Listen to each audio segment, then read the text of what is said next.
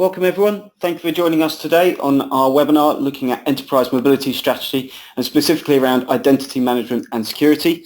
My name is David Bloxham, the Marketing Manager at SoftwareONE. Before I hand over to our main presenters today, Paul McCarthy and Steve Palmer, just a few housekeeping rules. You may have noticed as you entered today's call, you've been set on mute. This just to ensure the sound quality remains at an optimum. We do encourage questions today. We won't have time at the end for Q&A, just we have got a very packed agenda, including a live demonstration.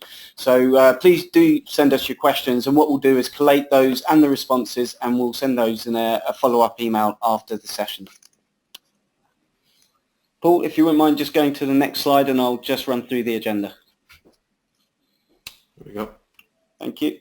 So before I hand over to Steve and Paul, just a reminder of today's agenda. So Steve's just going to provide a general overview of SoftwareONE. There's a few on the call who are unfamiliar with ourselves, so just a brief introduction there. And then Paul will be taking over, looking at the Microsoft solution in a lot more detail, going through some of the key pillars around the Microsoft solution. And as I say, going through a live demonstration, specifically looking at the information protection aspect on the Azure platform. And then finally, we'll just do a few sort of reminders or call to actions, and we'll close off today's session. So Steve, I'll hand over to you.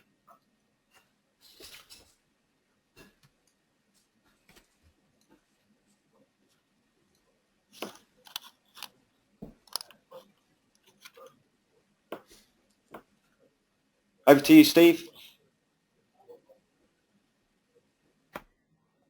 Sorry about that, I was muted. My apologies.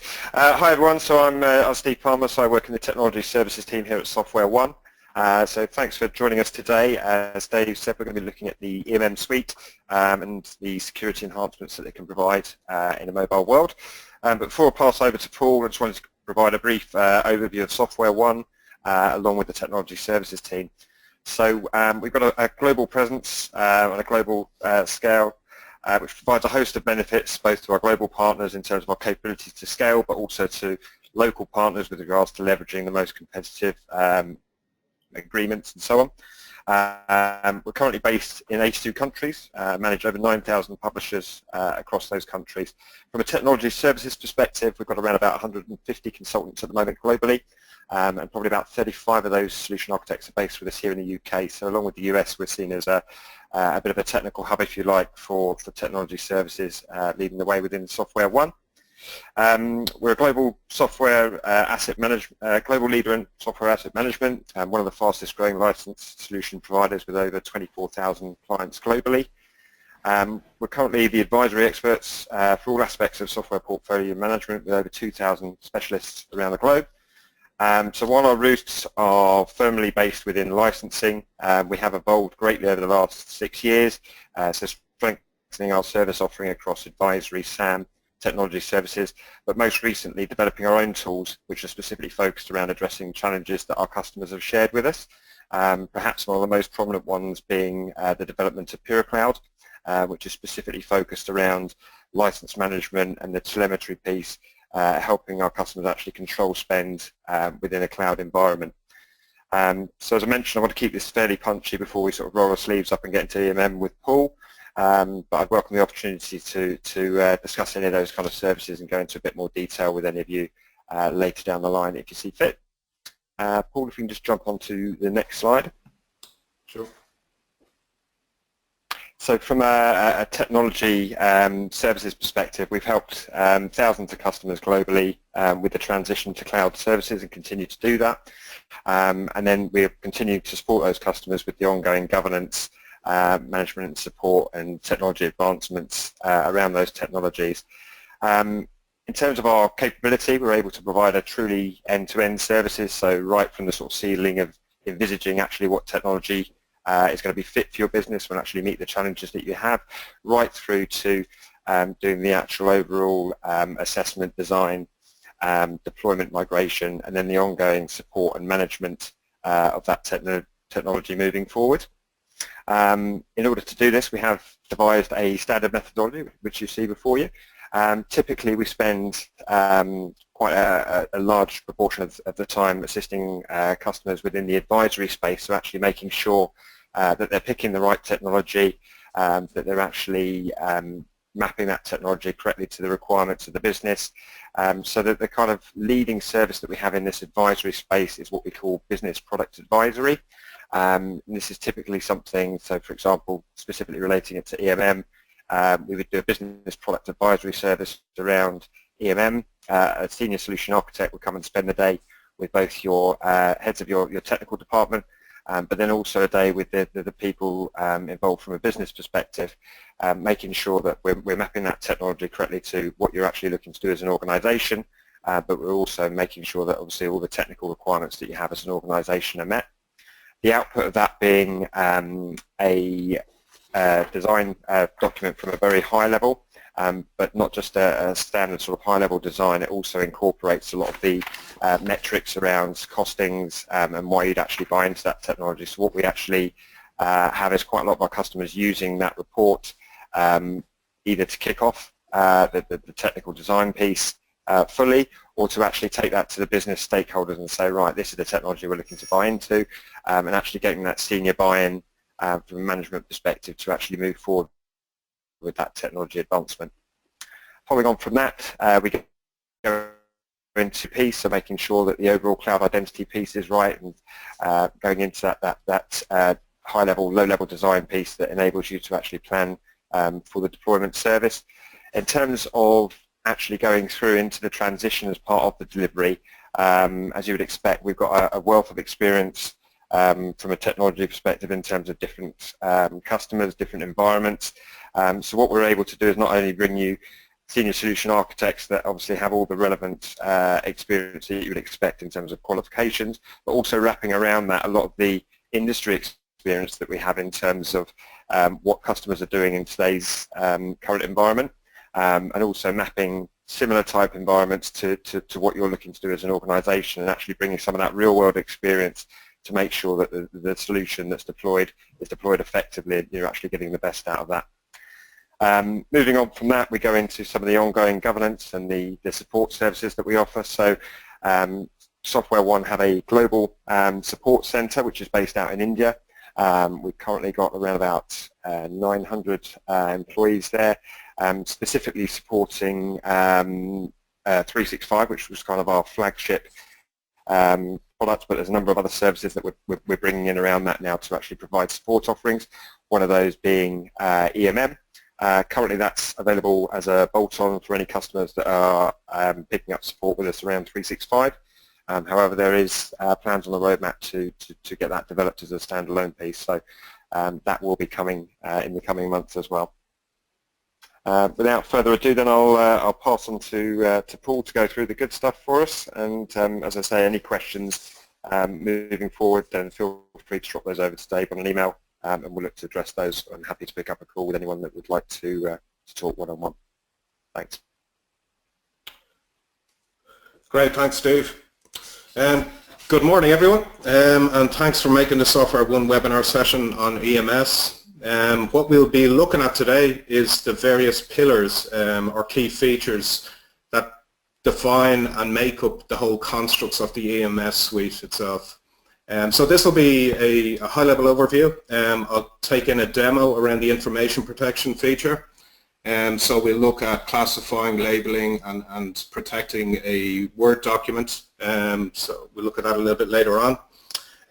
You can see as well from the previous agenda that we'll be focused on identity, the key pillars, identity, ATA, mobile device management with Intune, cloud app security, and again the information protection.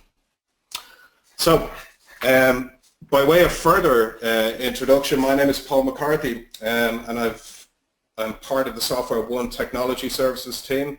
I've about 15 years, I think, at this stage in IT, ranging, I guess, from pre-sales, design, delivery, consultancy, primarily within the Microsoft space.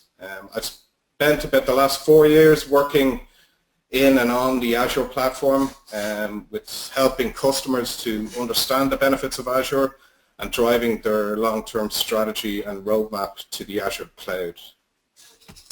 Okay, let's move on. So to set the scene with some statistics and challenges faced by the corporate world out there. So you've got 75% of network intrusions exploit weak or stolen credentials. You've 80% or more than 80% of employees admit to using non-approved SaaS apps in their jobs.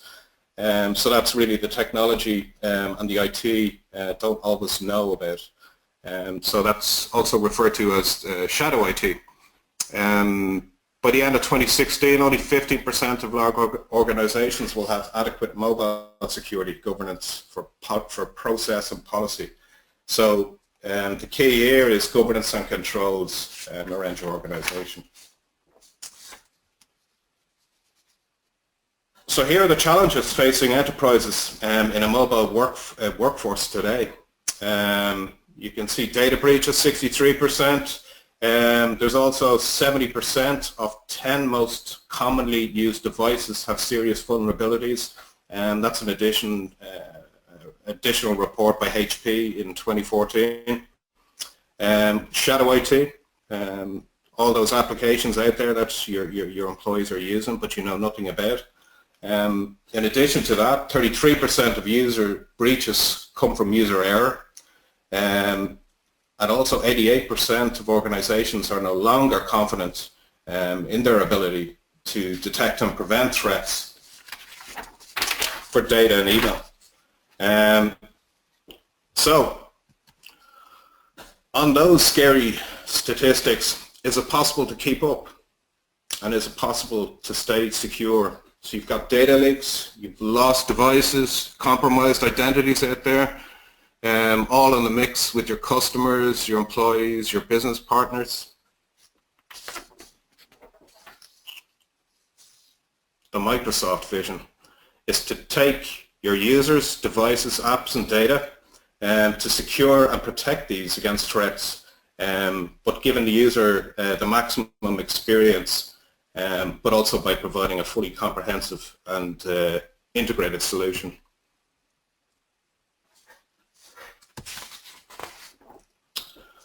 So Microsoft's belief is that you should have an integrated mobility solution that gives you security across multiple layers within your organization. You need to have a comprehensive set of tools that use identity as a control plane. So you'll hear me throughout the session go on about identity and identity being the core and the control plane across all the other pillars quite a lot. So to provide the visibility and insight required to pinpoint and resolve any issues or threats, but also to simplify mobile device and the application management. It's identity-driven security, a single set of credentials. You can use multi-factor authentication on top of that to enforce your security.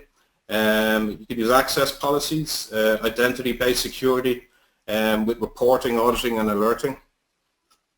Manage mobile productivity. You can encourage workers to use secure applications for work, even on personal devices. You can also set up conditional policies to restrict any activities like copying, pasting, and printing of documents. There's a whole bunch of stuff here. Rights management. So you can effectively only authorize users that you wish to authorize and under your own terms. So in terms of protected files and documents, again, I'll be taking a demo a bit later on, so we'll look at protecting a document. Okay. So this is what we're talking about, the Microsoft Enterprise Mobility Solution. Azure Active Directory, your identity, again, as a control plane, by using advanced threat analytics, by its mechanism, its machine learning, algorithms and heuristics, information protection to secure corporate files and email across your phones, tablets and PCs. Again, I'll show a demo later. Discover what apps are out there and control their access and usage. So this is a key feature. This is a key pillar as well, the cloud app security piece. again tying in with the shadow IT. So it's all about identity-driven security model. There's 3 steps to ensure maximum identity and security. You protect at the front door by calculating the risk for every user and sign-in attempt. Protect your data against user mistakes, so you can gain deeper visibility into user devices and data, both on-premise and in the cloud. You can label files and track their usage also with information protection. Detect attacks before they can cause damage. You want to identify attackers in your organization.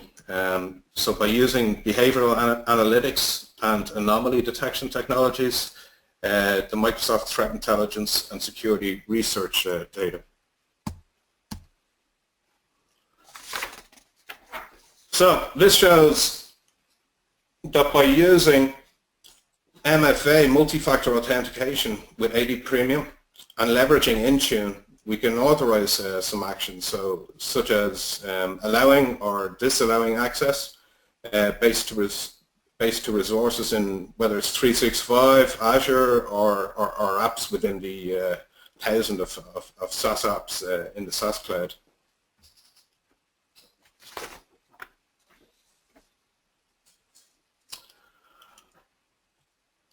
So what this slide shows is really how to address common problems for organizations and how the various Microsoft EMS pillars address each problem by identifying and protecting potential risk or risks to companies. Shadow IT discovery. First one, how do you gain visibility and control of cloud apps? This again is a shadow IT discovery using the cloud app security. How do you prevent data leakage from mobile apps? By using Intune, it enables data leak prevention for Office 365 mobile apps and line of business app protection as well. Information protection allows us to control and classify and protect your company data. On-premise detection, Microsoft ATA, Advanced Threat Analytics. So by using ATA, we start to learn about the users through machine learning algorithms so that we can identify potential security risks. And again, cloud app security help with user behaviors and in the detection of anomalous activities. So by layering on also the Azure Active Directory Premium, it then gives us the ability to gain comprehensive reporting and monitoring of these users. Okay. Let's move on. Identity. Again, it's the core of the EMS solution for enterprises. So what are customers doing with it? They have thousands of apps. They're using one identity across the thousands of apps out there. They're securing apps, users and devices using a single identity. You can manage apps using users and devices centrally. So whether these users are on-prem or in the cloud. And all of this is an underlying empowering the user. So to put identity into the perspective here, there's some interesting statistics there that you can see in front of you. More so if you look at the automatically deflect 1.5 million attacks per day. So how is this achieved with EMS? Or with Microsoft, by challenging or blocking fraudulent logon attempts across customer online services like Microsoft accounts and Xbox Live. Again, identity management is a task of controlling information about users and computers. How is this achieved?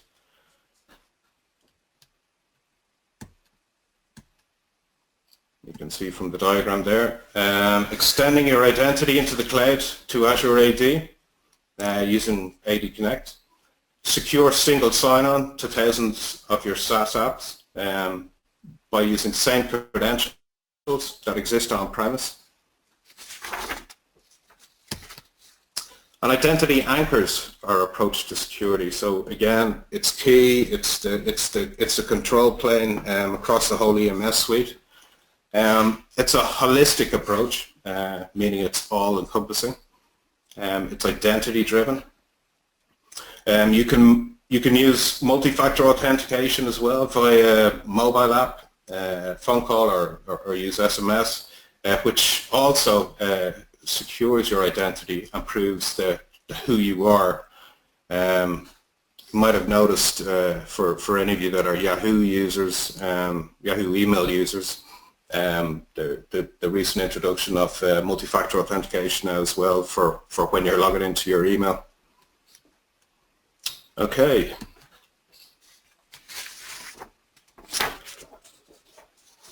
So by using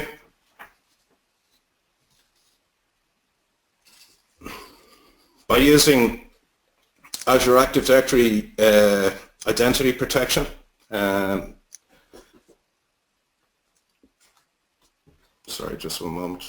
Okay, so we saw in a previous slide in terms of the overall mobility and security solution and how to safeguard your resources from the front door in, we'll say. So looking at this from an identity and security perspective, it spans the whole cycle from users accessing applications and using analysis, risk-based policies, remediation, along with cloud app security. So Azure AD Privileged Identity Management, you can see there down the bottom right, introduces the concept of an eligible admin. So eligible admins really should be treated as privileged access only. That would be taken off. So potentially you could use this for if you had any third parties that are coming in to do any work or project delivery, you could give them eligible, I suppose, permissions or access into your environment to do the work, and then stop that once they've completed. Okay.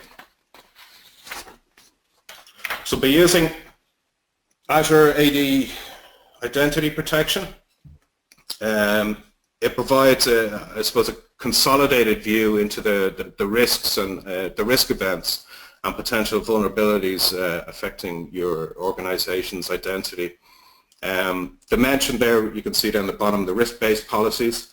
Risk-based policies below, you see in addition to conditional access controls provided by Azure Active Directory and EMS, you can automatically block or offer adaptive remediation actions that can include password resets, or you might want to enforce multi-factor authentication on top of that.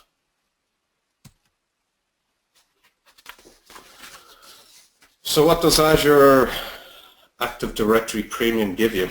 It gives you syncing with on-premise directories. It gives you single sign-on to thousands of SaaS apps, security and report. It's usage-based on machine learning.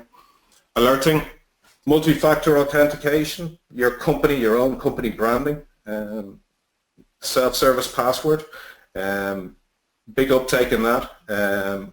Obviously, you don't want your IT staff to be laden down with the trivials of resetting password for users. So again, you would be empowering the user to use the self-service feature. Group management delegation. It's an enterprise SLA as well to ensure reliability as well for customers. It's built on top of the free offering, so the free Azure AD. Okay.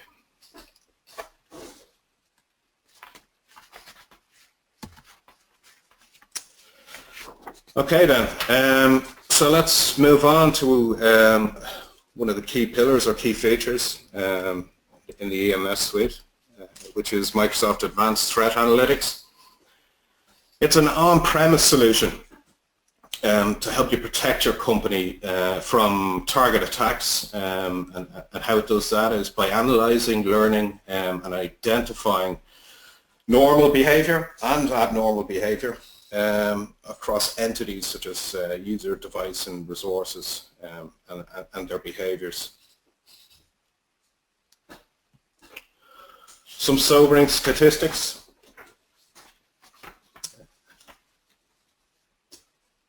243. The average number of days an attacker resides within a victim's network before detection.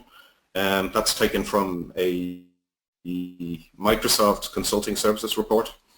76% of all network intrusions are due to compromised user credentials. That was a report from Verizon in 2013 on data breaching. The $500 billion total potential cost of cybercrime to the global economy. That was a report done by CSIS and McAfee. And 3.5 million, the average cost of a data breach to a company. That's quite massive. So that again is from Ponemon Institute release. That was the cost of data breach, which was a report from 2014.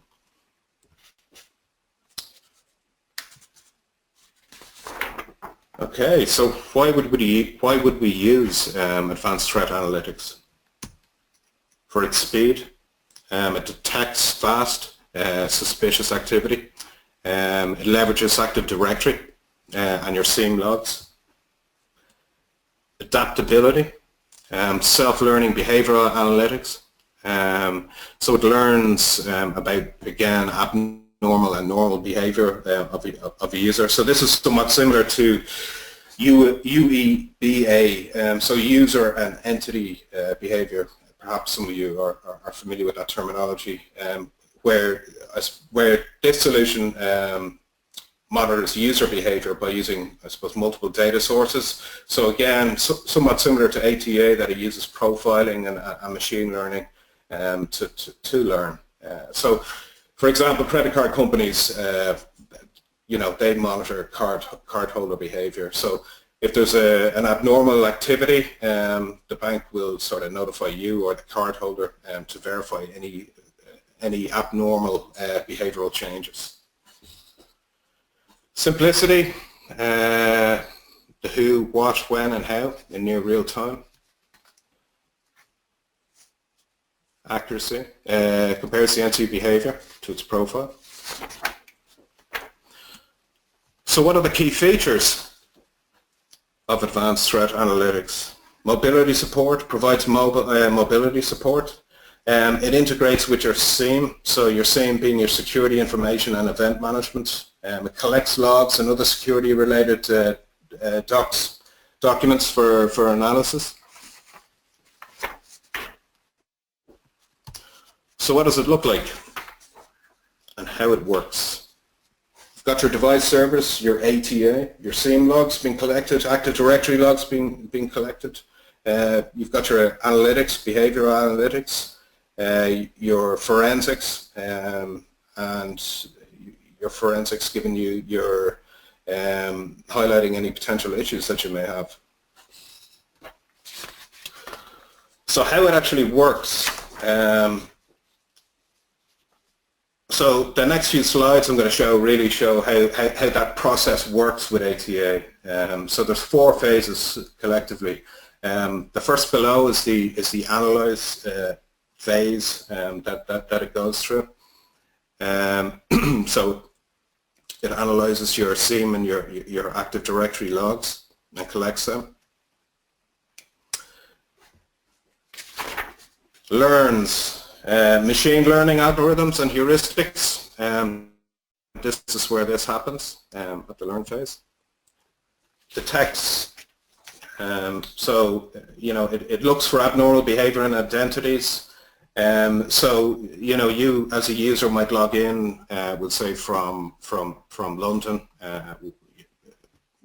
Perhaps then 2 minutes later there's another login attempt from Western Samoa, we'll say, for the same user. So it will detect and sort of look at that behavior for that profile. and flag any issue that may occur. Okay. And alerts. So you can now see the various processes then that advanced threat analytics uses, sort of from the the initial analysis phase onto to alerting. So that's kind of, in a nutshell, advanced threat analytics. Just to bear in mind as well that we are having a further deep dive, as in we SoftwareONE are having a further deep dive into the ATA pillar. So we'll be running another session.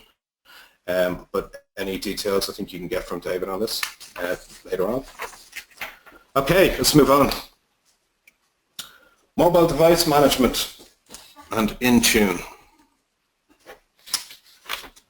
Yes, this is mobility is the new norm, and EMS helps. It helps to provide employees with, I suppose, secure and somewhat of a seamless access to corporate email and documents, as well as Office mobile apps like Outlook, Word, etc. So EMS also helps protect your corporate data on the device itself, without affecting any of the personal data on the device. So you can see some of the statistics there below as well. I won't go through them; they're somewhat self-explanatory. You can certainly take a look. So these are the mobile device challenges. There's quite a lot. So we've kind of, I suppose, dramatically increased our footprint in terms of the number of devices that we're using currently, back from the traditional days of literally going into your office and sitting down at your fixed PC. So we've got we still have that. We still got our traditional PC management. You bring your own device, choose your own device. You've got a company issued device, but personally enabled. You've got your IOT now. A big space where every device, whether it's embedded or not, can be monitored and accounted for effectively. Okay. So how does EMS help here?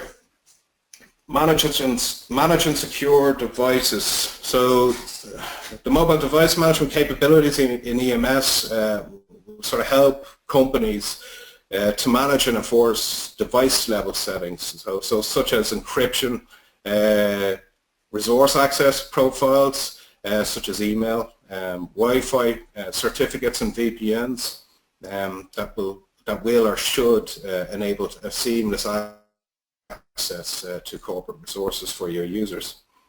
Office mobile apps, EMS integrates with Office, with or without device enrollment. Data level protection. The information protection capabilities in EMS help to secure confidential docs. Again, I'll be showing this shortly, actually, under the information protection piece, demo that I'll run. Employees can encrypt virtually any type of file. You can set granular permissions, and you can also track usage of your files. So what is Microsoft Intune? It's all these pillars here. It's mobile device management, mobile application management, and it's PC management. And it provides, I suppose, the ability for IT to maintain controls and governance of their mobile devices.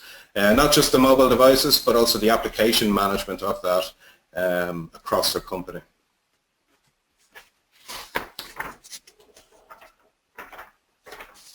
So this slide here is, I guess, the Intune process life cycle. So how it kind of works and how that cycle looks.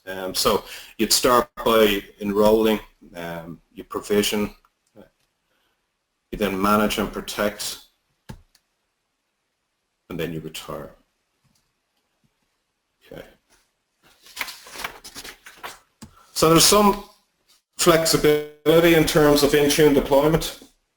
There's effectively two options. So there's two deployment options that you'll be looking at should you wish to run with and deploy Intune. So there's the standalone, the cloud only, which is cloud only. There's the hybrid deployment model, which is the integration of configuration manager. So you're going to get more comprehensive features by using the hybrid in conjunction with the configuration manager. Standalone. You don't need any existing infrastructure. It's faster, simplify policy controls around it. You can see the listing there of device supported to make this happen. The second deployment option, as I mentioned, is hybrid, so that's the integration of configuration manager. So you get a bit more, I suppose, granular controls and features by hooking in your SCCM application into that. Again, devices supported are listed down there. Okay, so another pillar or feature in EMS that we're moving on to is cloud app security. So it's been designed effectively to provide visibility really and control to IT. So this is where your whole shadow IT comes in, and not knowing what is out there and what's being accessed by users. So there is a cloud app security dashboard which does give you granular reports as well for any of the activities that are out there. On the tool itself, it works on the basis of a few different kind of phases. It discovers, investigates what's out there, and where you can then gain control of what's out there, gain the visibility and control of what's out there, and you can also receive alerts based on the metrics that you define. So just to add to the previous slide which looked at, so this is what the cloud app security provides. So it's extending visibility, as I mentioned there. It's creating policies to allow access or not allow access. It automatically identifies risk activities, again, abnormal behaviors and threats, and assist with data with preventing data leakage, minimize risk and threat protection through your granular policy enforcement. Okay, and that's pretty much cloud app security. Right, we'll move on. Information protection. So what this pillar or feature is, it's effectively Azure Rights Management and Secure Islands. So Secure Islands has kind of been built on top of Rights Management. It's a company that was acquired by Microsoft recent enough, I believe. So collectively, it now, in its solution, becomes Azure Information Protection. So protect your data at all times. So you want to provide persistent protection here. It's identity driven. You can share internal as well as customers and partners as well. You can share with them, but maintain, I suppose, controls and security over your information. It empowers users to make the right decisions. It's good to empower the users. Most of the time it is. I suppose there's an argument out there whether it is good to empower a user to make a right decision. Anyway, maintain visibility and control. So you can leverage powerful logging, reporting, and you can monitor and analyze. So the evolution of Azure Rights Management Service. So the traditional approach was what you're seeing there: encryption, access control, policy enforcement. Along came document tracking, document revocation. Microsoft added tracking and revocation for greater control, I guess, of your shared data. And now we have classification and labeling so that we can identify what data needs protection and protect only the data that needs protection. And all this together give us the information protection full data cycle, full data life cycle. Okay, right. So we're on to the demo. Let's jump on in. I'm just going to minimize that for now. Okay, so in this demo, so what I'm going to demonstrate in this is, I suppose, somewhat of a typical scenario that you may have for classifying, labeling, and protecting, let's say, a document in this case. Just to note as well, when you're setting this up, just where the responsibilities lie here. So when you configure protection policy, installing the client and application for the users, this will typically be done by your IT department, your IT engineer, or consultants, and so on.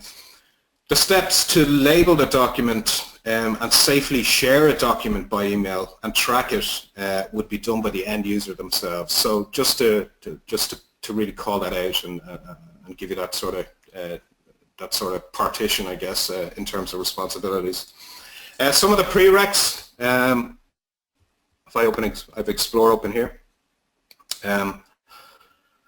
Two of the prereqs for this are you need to activate Rights Management Service. You can see on the left-hand side here, it's there. I've already activated. If I click on that, it's going to bring me to the old portal, but it will show me the status as being active.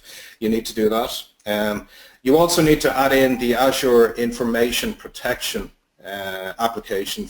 You can get that off the marketplace. I've already done this in the interest of time running through this demo. Okay, so in terms of the client requirements and the apps that they need the Information Protection Client. You can download this from the Microsoft Download Center. They'll also need the Microsoft Rights Management sharing app. So you can, if you go to the Microsoft Rights Management page on the Microsoft website, you can download the sharing app. So there's two effectively per device. Okay. So, okay. As I say, I've already activated. I've added in my Azure Information Protection. We'll start here.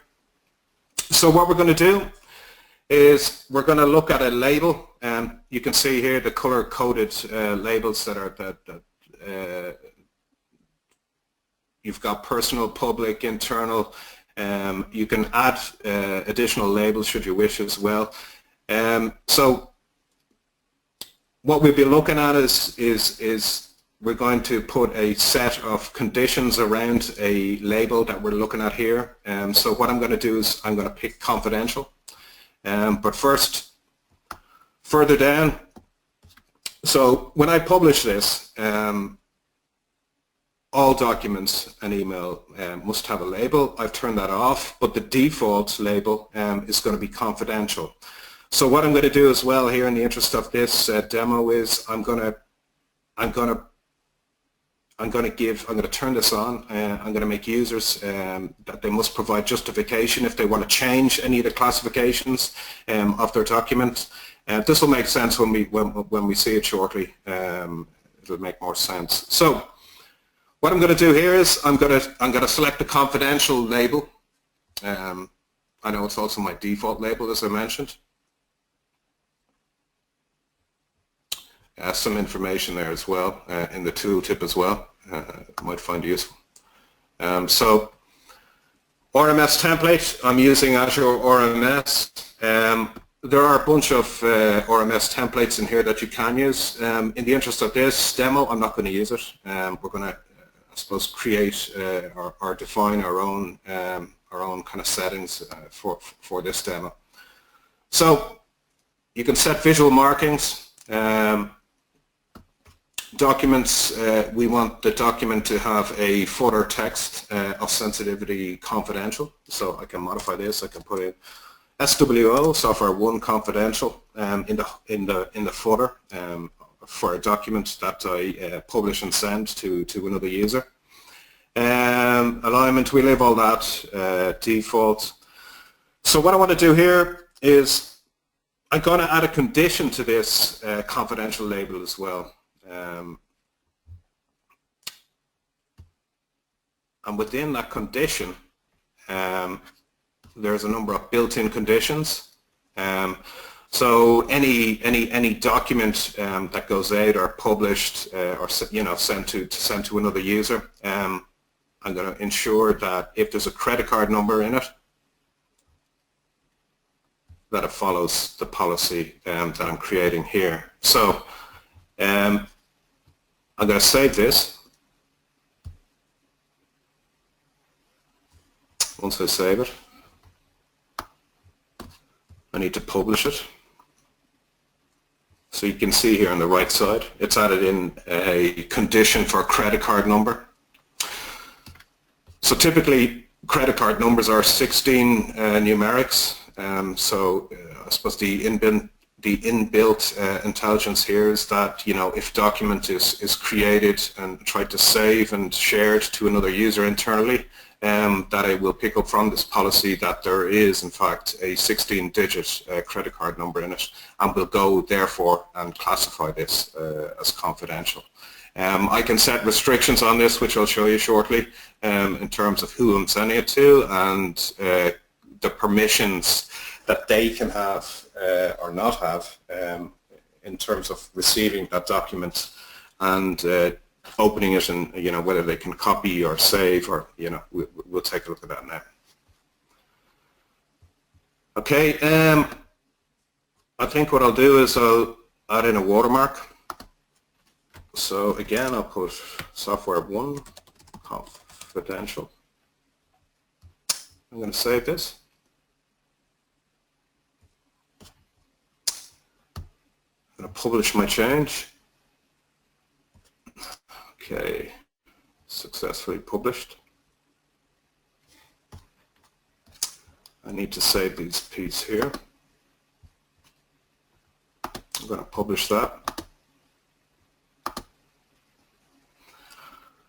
Okay, so I've done my configuration. I've taken my confidential label. I've added in a condition around that. So let's have a look at that in action.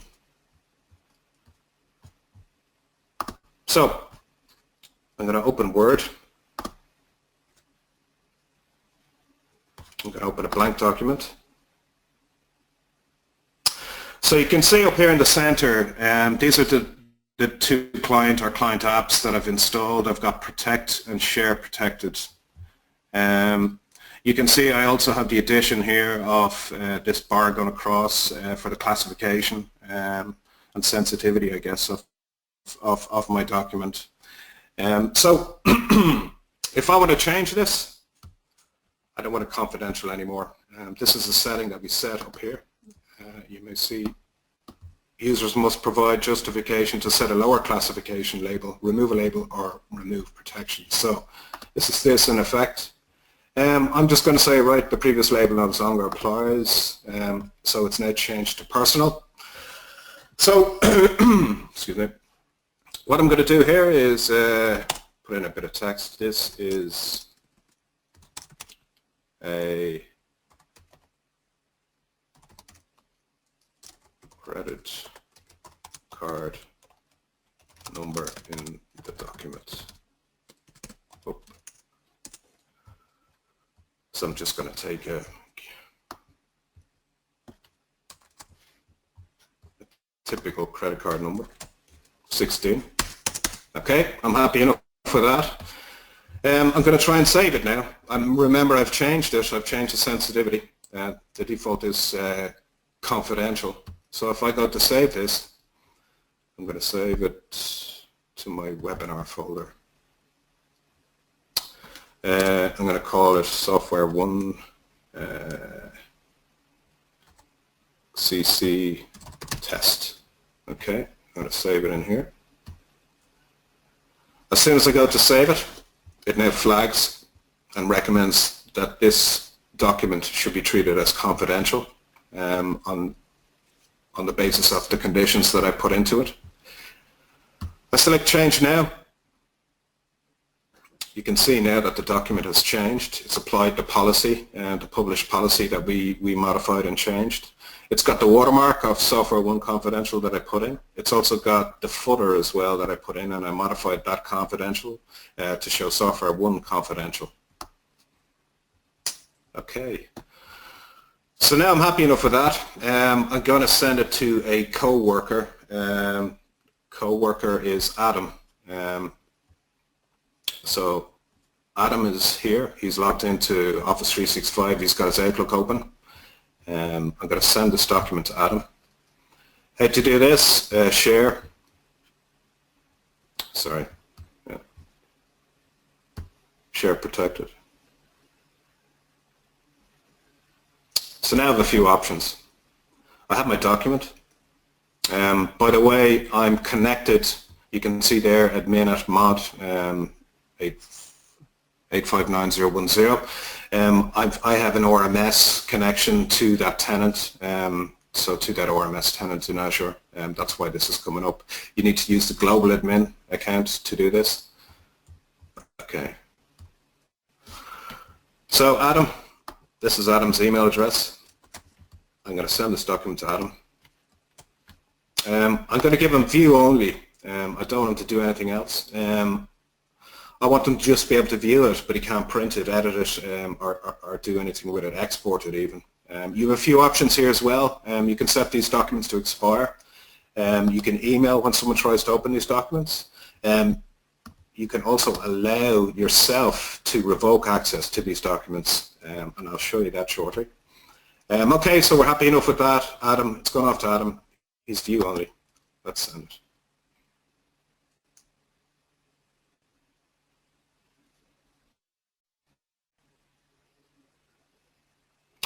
Okay, so it's protected.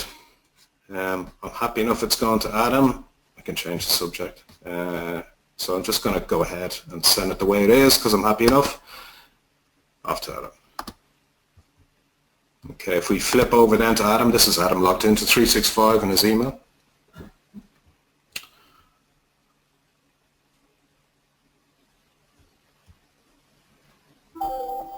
Okay, so here's the email I've sent through to Adam. Adam gets the email with the document attached. Adam clicks it. It opens online first.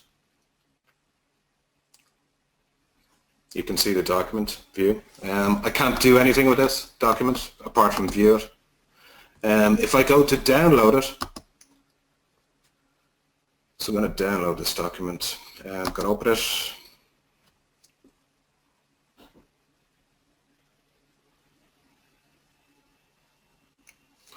So I see a few warnings here. This is quite standard, the top one.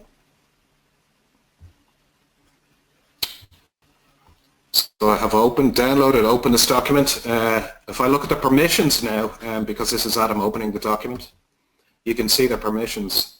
You are currently authenticated to view this document as Adam. You have restricted access. You have the following permissions, and it tells him, right, you can only view this document. So he can't copy, do anything with this document. If he tries to save it, he has no options here. He can't even export it either. So thus, it's enforcing our published policy. So another key feature here as well, this is the document that I created and sent to Adam. What I can also do here under Share Protected is I can also track the usage. Right. Firstly, what I'll do is I'll come out of this.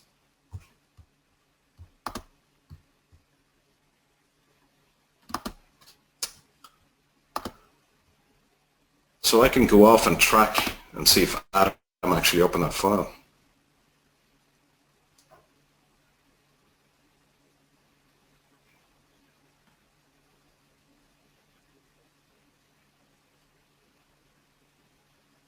Okay, so you can see that document there. The date shared was October today. So 11:54, so 2 minutes ago we know that Adam opened this document. If we drill in a bit further, we can see there were two. Anne Wallace, that was a previous user on this workstation here. So Adam Wallen opened it at 11:54. We can look at the timelines around this.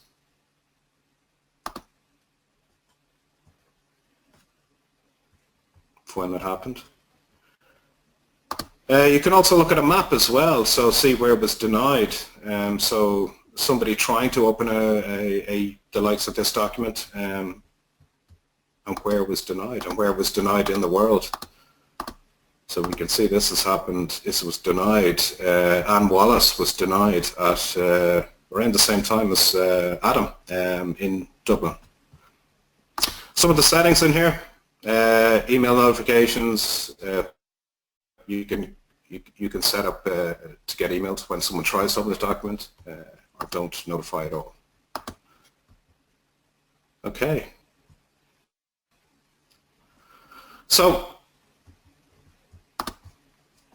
that's pretty much a scenario. Obviously, there's a bunch of scenarios. There's probably a lot of definition around labels, classifications, and that you would set typically as a company or an organization.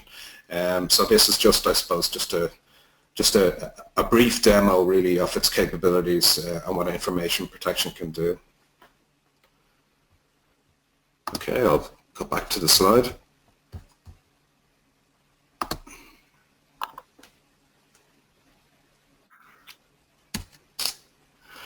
Okay, so this is a bit of a busy slide in front.